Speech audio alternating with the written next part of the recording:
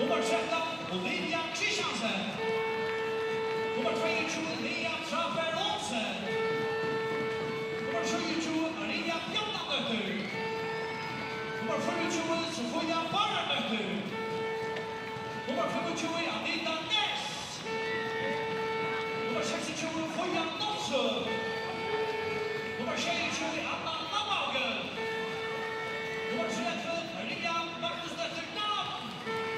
Og nummer 44, Ellen Wilhelm Fossabrik. Og nummer 22, Holger Sina Mathias Retting og Maria Soltan. Og Liam Chan Kyndil. Nummer 8, Sofia Sigerstøy. Nummer 12, Herborg Rasmussen. Nummer 2, Dagmar Høyenum. Nummer 3, Edith Hansen. Nummer 5, Eigrita Plecht. Nummer 6, Herbert Hansen. Nummer 6, Julia Rausander Kristiansen. Nummer 8, Lydia Hansson. Nummer 20, Lia Inkhammar. Nummer 13, Fria Rubeck Nitsen. Nummer 14, Leva Sigrid Kristiansen. Og nummer 15, Alexandra Arke.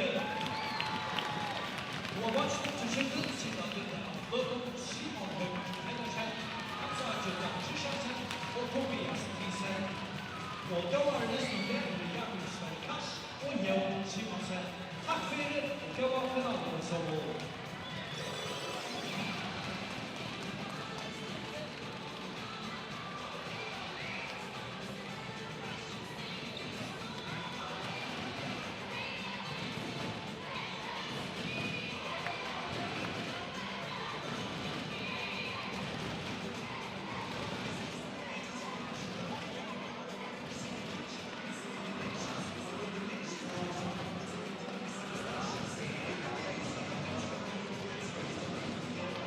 Ja, så alltid vi höras det strömmen ses det var så Kyndil och Heinafjärsli som var rätt upp till dessa Genter fyrstan FAXE kondi stepa finalerna.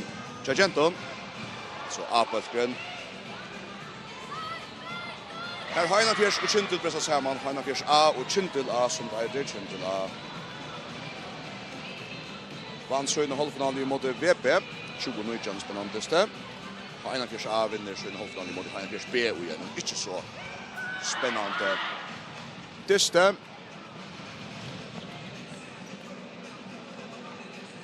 Men det här var något vi får här till dessa finalerna.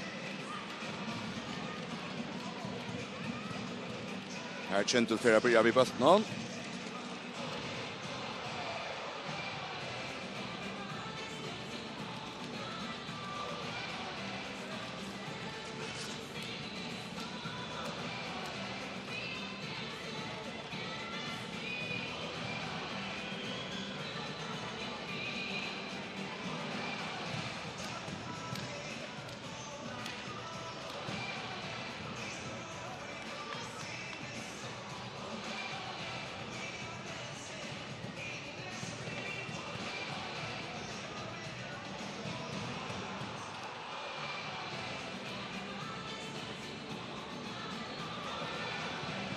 Och Kyndil för att börja vid bulten.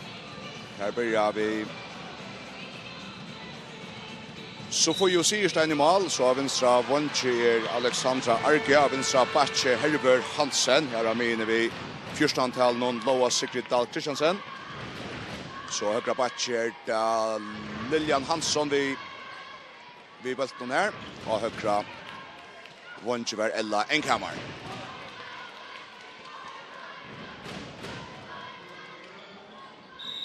Just där bulten. Bulten här vid utanför det.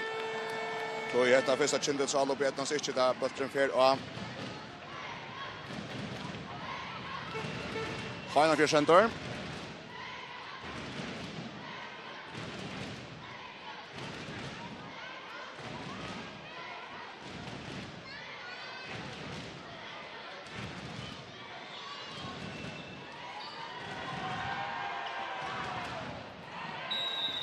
Det är högre backar. Lea Traber Olsen som bryter jöknen för ett brottskast.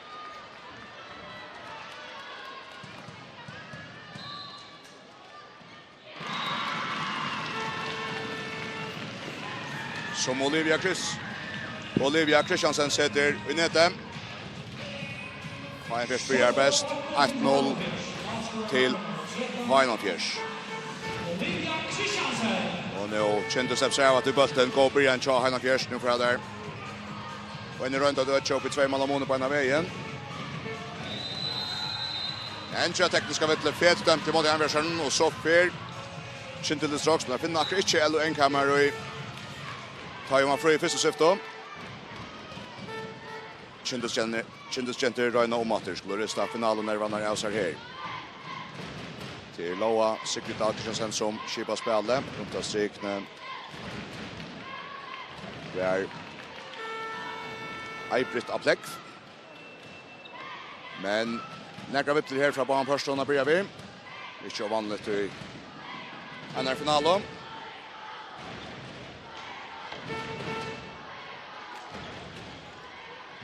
Nu har han gjort att vi går mål.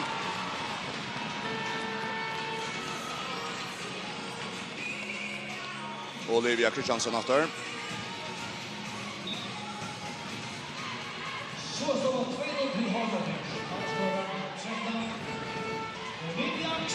Olivia Kristiansen. Och det är gott mål.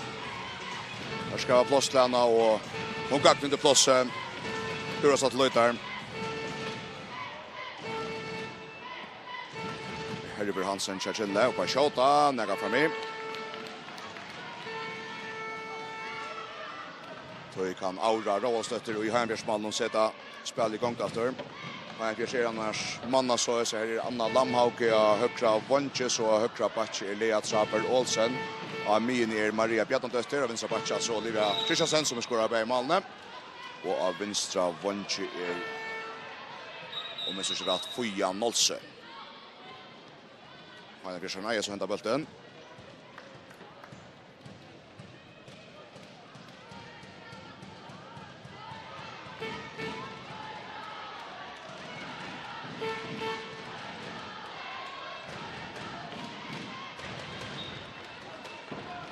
Får ikke bulten av strikene her helt der. Kyndil skal røyne sin første mål i her.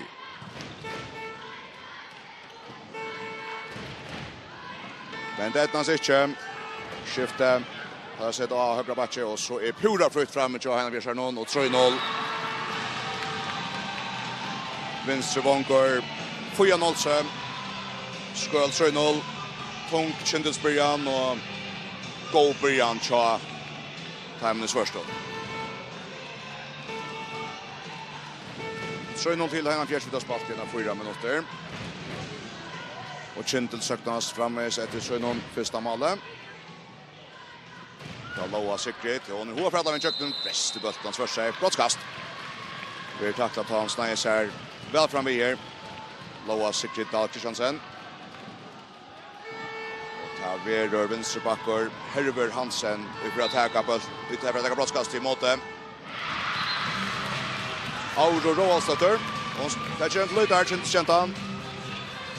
Minkramonen ner i 3-1.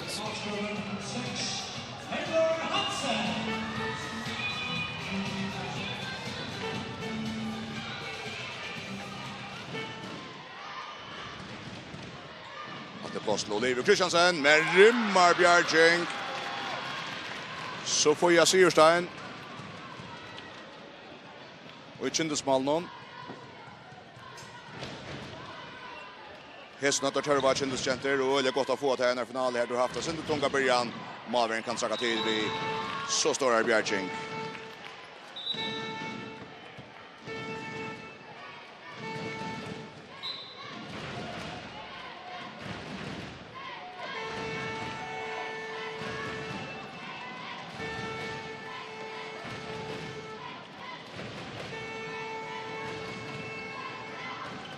Hansen att det var skjuta och på det nice snutchen. Malvern till Heinbjärs. Här går hentra botten men skott ger Heppe Korsne. Så bör sagt mål månen. Och en fjärde lebator. Maria Bjartan döstra bollen. Skjuter. Go Bjarching gator. Så får jag inte smal någon. Och så missar nästa Jauna.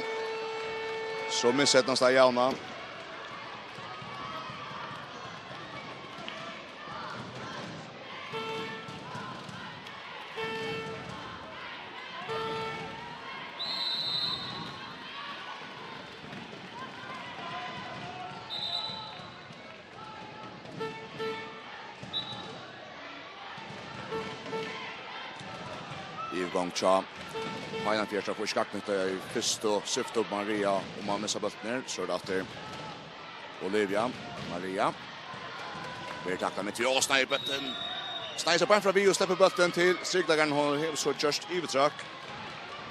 Tills som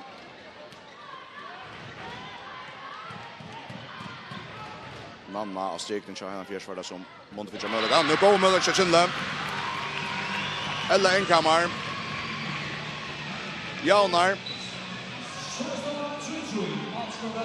Först tror jag är smal. Och så tror jag inte smal. Eller en kammare vi rimmar vångskåta. Högra vånge. Vi spär bara helt där. Nu har Kyndil att in till någon och Stigten och där med sett näst.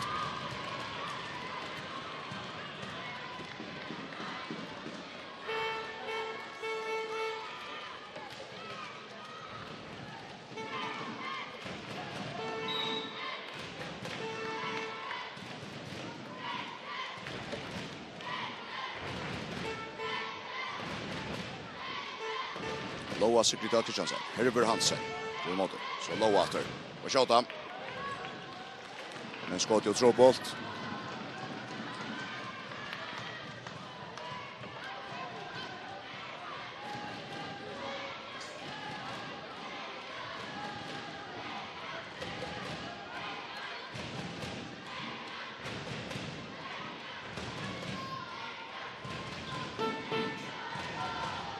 Sen att det är bra mitt fyra och inte köra vanda Niklas Leygardagin i lötnen. Det är det där Brianne. Har alltså spalt i 8 minuter.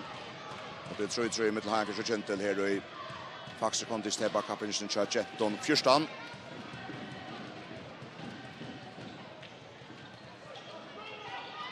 Och Randa Stöckan bollen till Marie som är för ny gång till Steiner där Alexandra Cha. Kyndil kan kasta boll fram efter. Det blir frikast. Det är ett han försöker komma fyra men det är alltså ett frikast i stövnästen. Och så får jag nålse. Men svång kör han fjärs. Instra igen av bollen. En Kyndil spel för Leykardagin 28. Finkan och tunga början. Här var Rasse.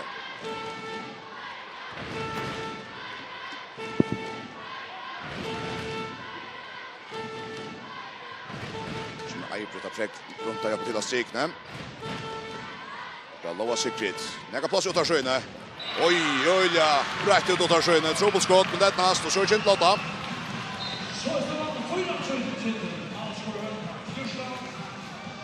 Loa Sigrid och Kristiansen. Kyndil har Rasse.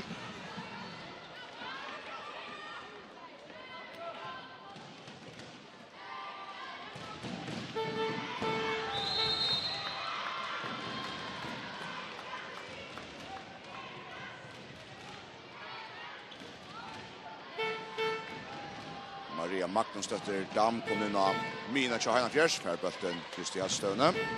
Här till Lea Traber Olsen och högra vånge.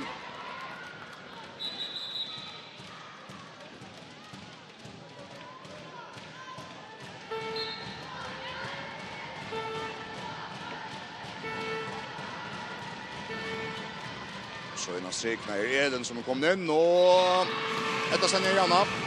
4-4.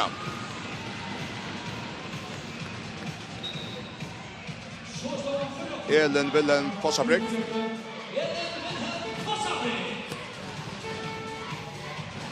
Kyndil efter och alla bälla och Sekretär Kristiansen. Vi är Herbert Hansen ja. Vill krossa center på den kläpper hand och Kyndil. Och så stjälar där han bara åter. Loa Sigrid som hever.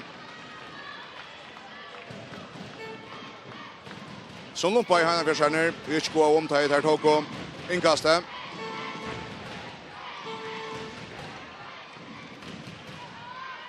Nu innan strik då. Alltså nummer inte att strikläggaren men just akkurat och kröst.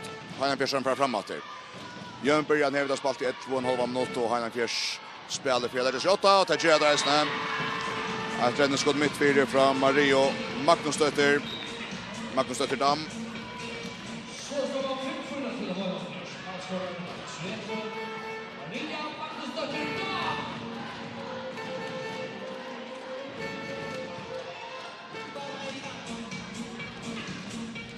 Lilja Hansson.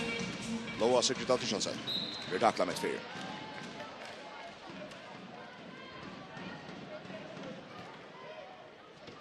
Spelar sig inom mitten efter. Det här var tål här. Så det råk med där i början. Herber Hansen. Lilja Hansson. Finner näga platser men bättre kläpper hånden.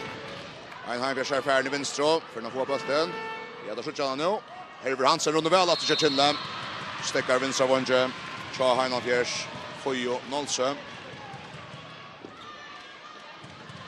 Heina Fjärs spelar för Öjemonen. 5-4 till Heina Fjärs. Maria Magnus Dam. Till Leo. Så Olivio men bollen läser och Kyndil center här åter. Spelar han rätta våg för så sending tvärs rum Leygardagin eller från det fullt kamera också. Från högra vånge Kyndil eller en kammare. Nu Frya Rubek Nilsen kommer in högra bak Kyndil.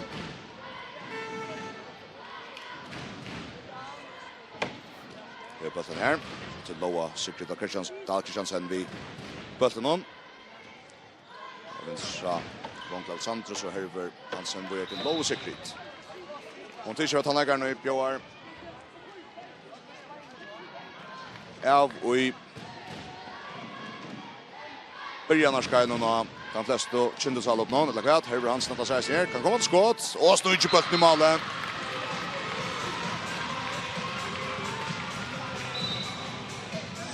Herber Hansen till 5-5. Han är 3 mål känner jag. Herber Hansen av vänstra backe. Kunde gå början.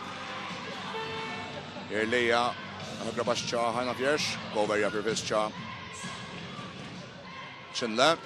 Fita bollen väl där Heina Fjärs tar vi plats högra vånge. Och stång ut.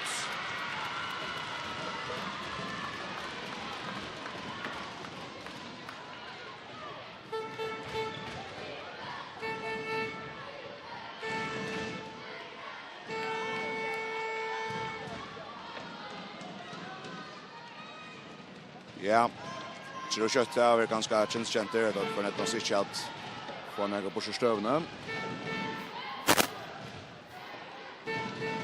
Och Heina Fjärs kan åter lägga sig 8. Och Kyndil hej möjligen. Vi bollen i handen nu.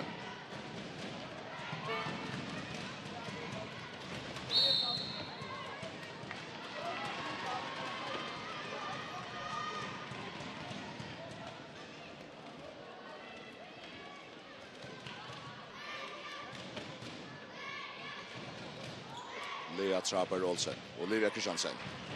Och är det Mario. Maria Magnus Dam tackla.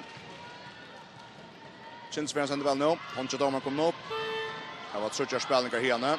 Olivia, ena spelning henne. Maria. Ska Olivia skjuta igen också. Jaren Sväsne. Och tar Jaren till lutar. Olivia Christiansen. Monto Tavera henne. 3 mål också.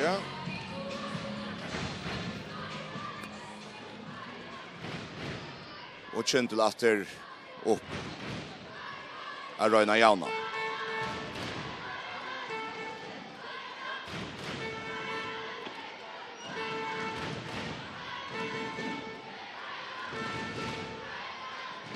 Eibrit av Plek kommer runt och strykning upp till skiften så det Herber Hansen med 4. Loa Sigrid Christiansen. Herber. Loftar väl, spelar väl då gör korsne. Ända alltid en frikast. Jag är en snällt och här Kyndil en strykning men Heina Fjärs med igen Arvagen. Och Loa Sigrid Christiansen hon snäser fram vid för spjärching från Monteverjan Bjarke fra Frøyo. Adele Eriksen, men det blir brottskast som Herber Hansen kan ta sig av i stedet. Herber Hansen imot Frøyo, Adele Eriksen. Och Kyndil. Fjorda målet tja Herber. Nu ligger jag sen färdig och nu går det 6-6. Ständer också en skafta. Lukter talven i herpant. Så den tackar de att det Kyndil jauna. Vi går en brottskast från Herber Hansen. Och nu går Bjarke och släpper röna sig om att det ja, den skjuter var man vid här stövnen så får jag Syrstein först vid Rimmar Bjarke. Men i stegen får jag Nolse som kan röna om att det tja Heinan Fjärs.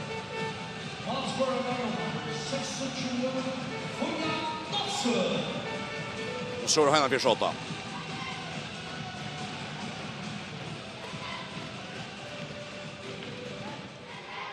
Herber Hansen mitt 4. Innan stigna, väl spalt. Vi går i igång från Alexandra Arke, men Heinan Fjärs här ner släpper i sketchen. Lea Trapper Olsen. Maria da Magnusötter. Magnusötter damer på bollen tre. Lea efter. Oj, tvättar på. Simon Werner och Bergläggaren kommer först. Stråk dem till mot Heinan Fjärs här någon. Alexandra Arke och Herber Hansen får sätta sig vidare. Ja, Heinan Fjärs vänner till sig Chanter och domaren Jeva en rälsing för dem. Jag vet att avtala Sunnudagur ju om kan säga så här. 6-6 Fjärs. Kyndil spelar tre jauna. Herber Hansen. Heiter skytten. Så etnast att inspela strikna. Tänka på det väl, men gå välja. Ta samman om kommer och i mini till Heinan Fjärs.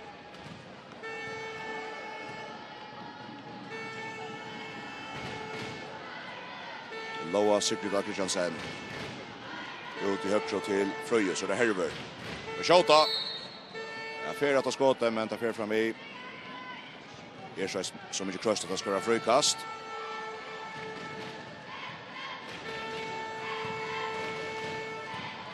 Kyndil spelar spekla upp att det. Loa Sigrid åter. Hoa ställer fram igen. Synen 2 mot Simon, men det är nästan akkurat Heinan Fjärs att tätta fyra.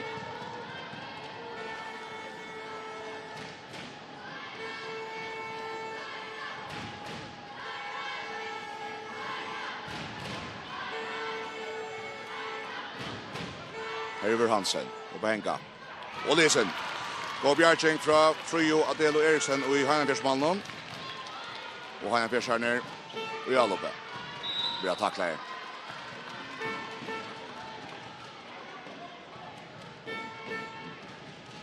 Dagmar Heinon som kommer in åter. Det kommer in högra vanka första synliga. Ut i Årepar. Och kopplas högra vanka till Heinan Fjärs här. Med stånk. Anna Lama blir röntsen. Stång ut.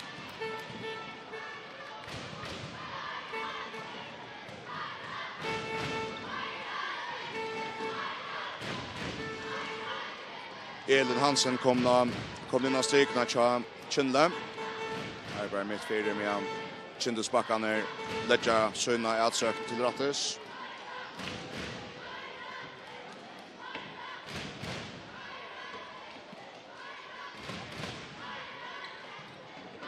Herber Hansen. Var ut i högra. Gå Bjarke Gattor.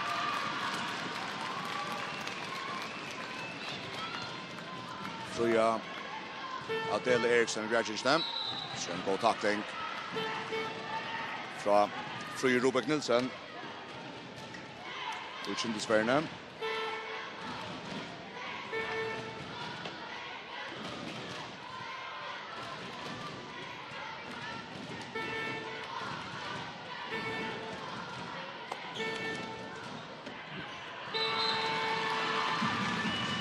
Och så ett nästa Loxens att få hålla efter linje har haft tro på det senast jag loppna.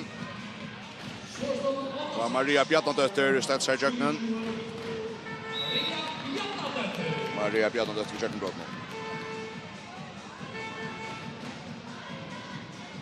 Så Heinan Fjärs för åtta sig 2 mål från motor. Kyndil Skal atter tetta månen. Herber Hansen, oj, snäser väl. Jök ner, men Rimmar Bjerg, ja, brottskast Aren. Fröja i mål någon kan. Ja, alltså, vi röttonerar sig.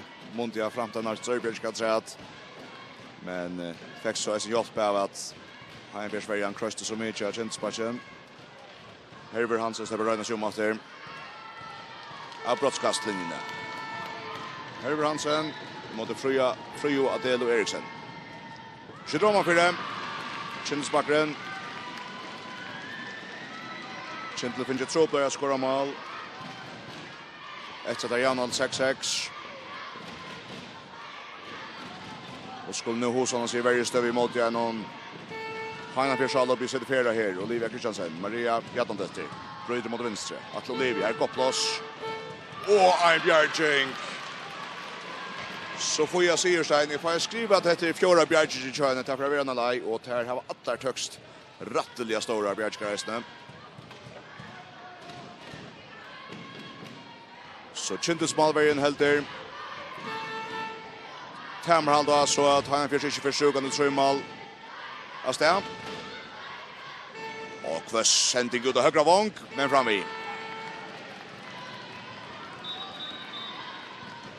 Tror på mål att jag fär efter av högra vånk. Han försöker få han. Körs plus så mycket löte. Mia sändning ner vi. Högra vånk till Søljan. Maria Magnus Dam. Lea Traper Olsen. Böttren stöcker Leiser och Kyndil färran. Kyndil fär bötten atter och kan atter. Färgen är runt av min kommunen. Lilja Hansson med 4 Kyndil. Fröja Robert Nilsson högra batche. Loa Sigrid Alkristiansen här. Fröja skjuter med bjärging från Fröja i målen till Heinafjärs.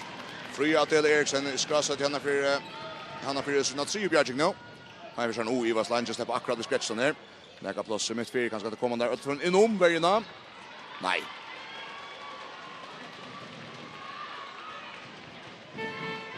Till Ellen Hansen i midvärn Kyndil för Bjärka stövn i Evstolöto. Han försöker släppa Röjna ett sätt av frikaste. Nu är det ut i Årekva. Lilja Hansson. Där tröstbölten borster. Han försöker få sin skont nu. Domar Tjeteje för Drale. Och så blir det i betrack för Anna Renning av strikene och i trackar i normaltagen. Inte löpt. Kyndil spelar att för min kommunen. Lilja. Fröja. Lilja. Så runt av striken kommer det. Böttren Cindy Leiser för akkurat här drar hon efter. Fröja. Så är Lilja Hansson. In i måte. Loa Sigrid. Lilja Hansson. Inte en av strikna. Böttren stöcker Leiser. Han är bjärsarna igen efter. Svajdan sig igen fram. För att trusta värjorna. Kyndil är nog nära kom helt på plats. Men att hittills har fått oss här. Värjläggar ner till Kyndil. Och väl färre mitt för rymmarmål från Mario Magnus Dam.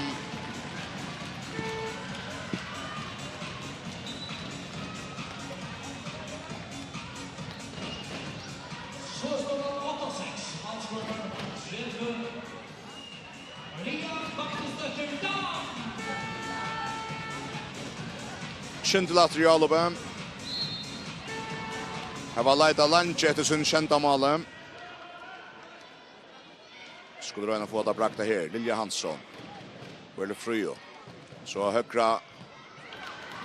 Vänster med Jöknens. Det är släpper inte att täcka handa bulten. Dagmar och högra vänster tjän.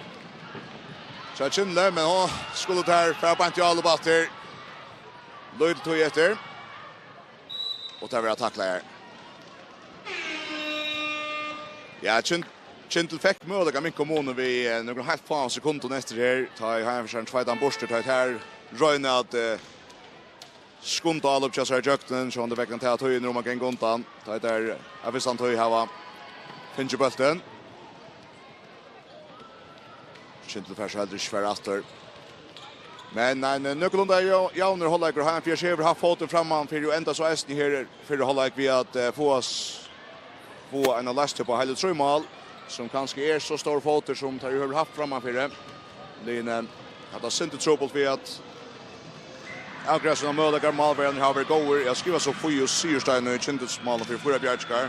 Fri och Adelo Eriksen och Heinbergs mål för 3 Bjärtskar. Jag skriver Kyndils mål 17 och Sjålais, Herber Hansen 4 mål eller Enkammar 1 mål och Fria Robert Nilsson 1 mål. Skulda gärna välja. Och för Heinbergs har vi Olivia Kristiansen 3 mål och Mario Bjartnadötter 1 mål och Fui och Nilsson 2 mål och Mario Maxstötter Dam 1 mål och Elin Wilhelm Fossa Brigstender 1 mål. Ja. 0-6 til Heinafjers. Spenninggrom urslitet her i stedsjonen av FAXE kondi Steva-finalene til Genton 14A. Heinafjers A 8-0-6 mot Kyndil A.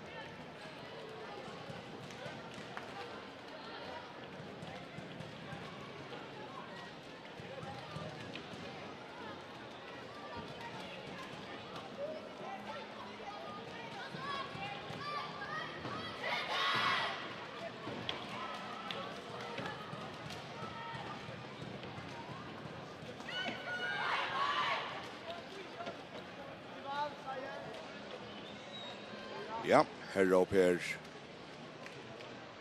Ja, senast herre opp ni her er at Line pressar samman til. 17 hållag av hese. Steva-finalene. Tja, Genton 14A.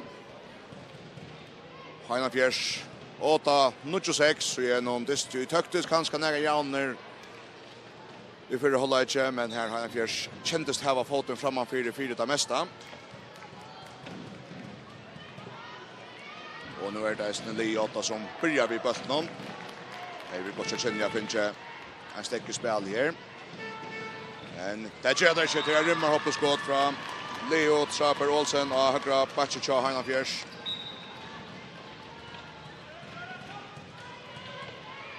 Kyndil er bra etter. Heribert Hansen inne, dagsens toppskytter i förra målen. Det är Sigrid Dahl. Loa Sigrid Dahl Kristiansen. Ja, men spørs nå. Fra bulten her. Det er Heribert. Det kan mitt fyrer. Hoa steppar fram i einon. Akkurat I kjatta ved innkjøknen. Banta marsjen få Hanna Kristiansen helt til fire. Frøykast. Her Eibrit Abdek spiller på høyre vantje. Ikke plass til Ello her. Herber mitt fyr. Frøykast atter. Ja, hon utenste leikarna bjør av til Kyndil. Ja, men da så skulle være Loa Sigrid Kristiansen og min Neistin. Her brakta Luisen frier til Herber Hansen vid Malon. Nå rör hon efter för skjuta. Bjärking i Hamers Malon. Fria Adela Eriksen. Fjorda mål I henne. Nej, fjorda Bjärking I henne skulle jag säga. Bjärkar fjorda mål om vi kan se det så är. Maria Magnus sätter down för bulten här skiva spelet. Högre till Leo Trapper Olsen så av vänstra backen Maria bjädda detta men här kommer Ella. Enkamar I mitten och sen kostar det en utvisning. Där hon vill helt den tar inte själv strax skott upp. Utvisning till Final Fjärs.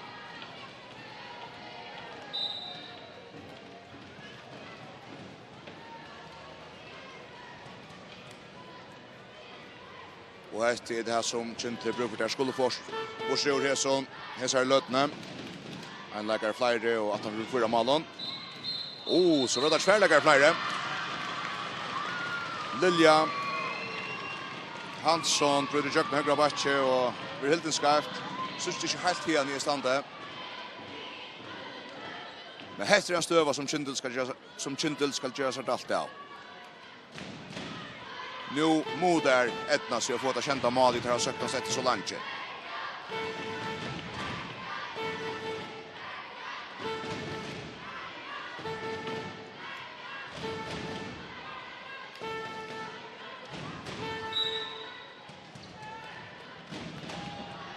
Heribert Hansen, innast strikna, Eibrit, skårar. Och omgående Bedrum tar han göra så kött som heter Alope. Så det har ropat till Maratoy att ha bulten och isar stövene. Kyndil kunde göra det väl också straffen inte fädra bulten nu. Hanna Björnsson har varit törr på att hos honom sig.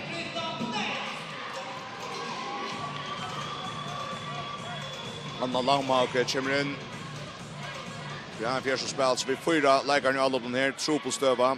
Anna Lauma och Lea Trappel. Jag får inte bulten så där Maria. Var tjata men om man fyra. Kyndil fär bulten. Där här var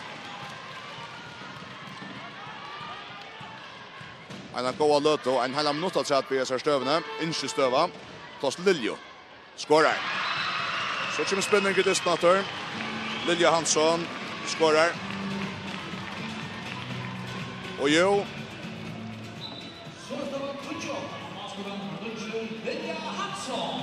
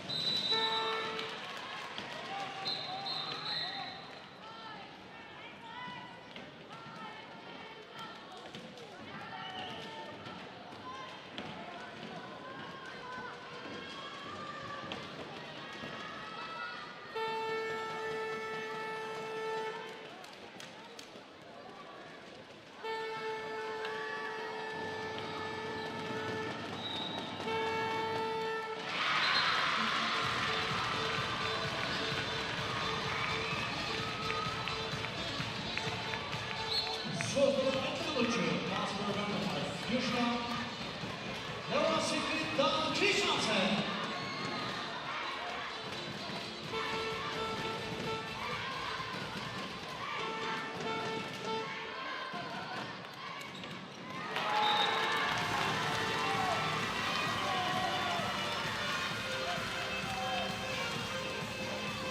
Så står det 12-20, Kasper Rønneberg, 25, Anita Næss.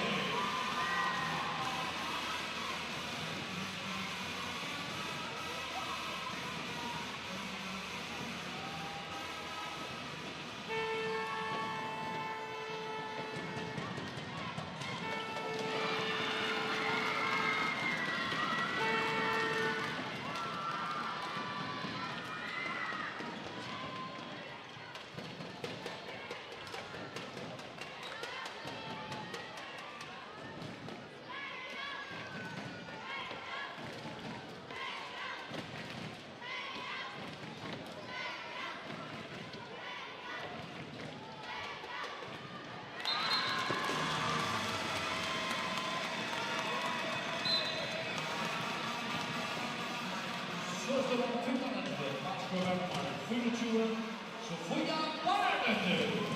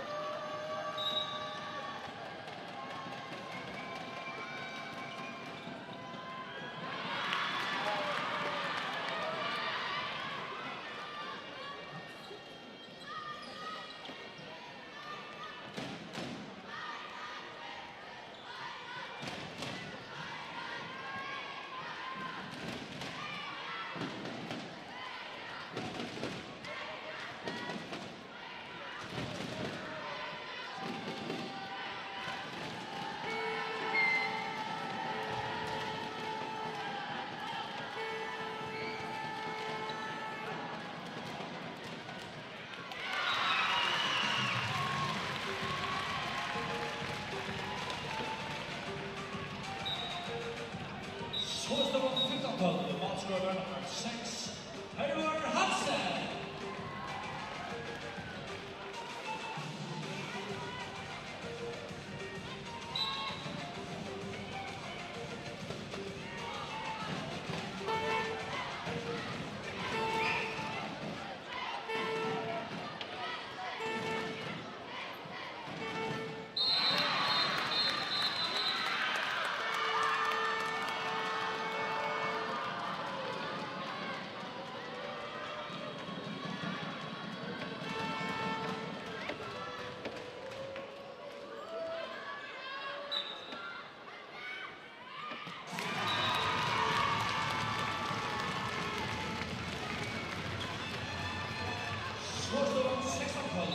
Matchscorer nummer 26, Fríggjadagin.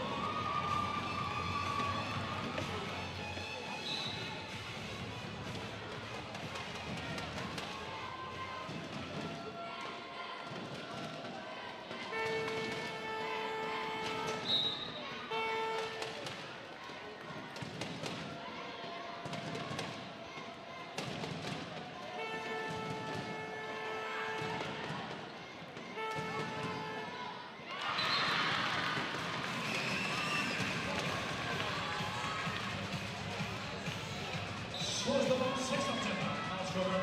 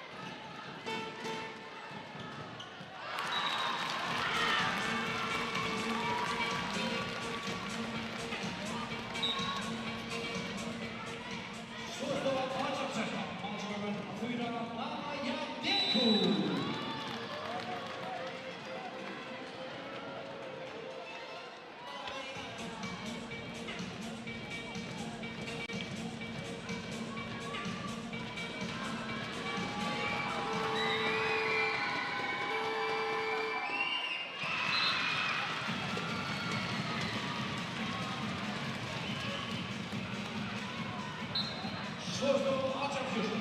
Matchscorer nummer 6, Kvinnur. Matchscorer nummer 6, Kvinnur.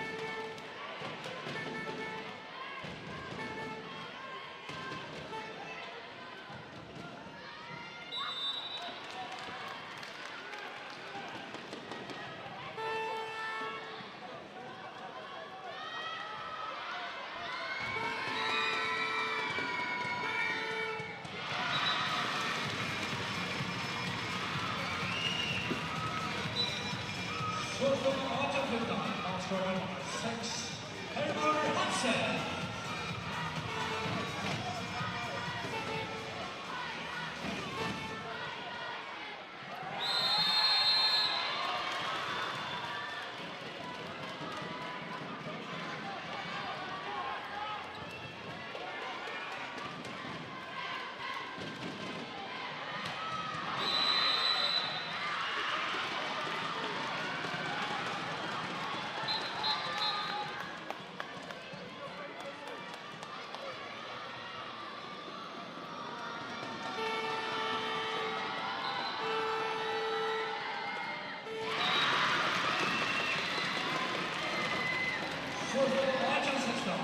nummer 6, Kvinnur.